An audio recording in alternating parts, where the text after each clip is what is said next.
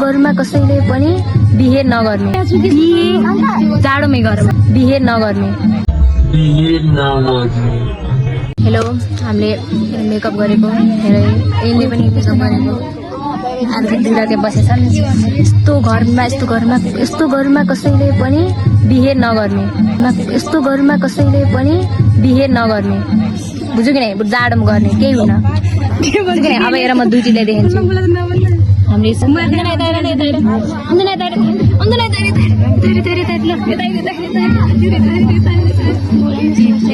Finally मैले last warning गरेको छु है।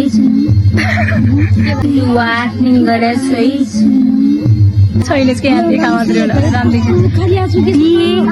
जाडोमै घरमा यहाँ पसिना यस्तो भएको यस्तो गर्मीले मर्छु म।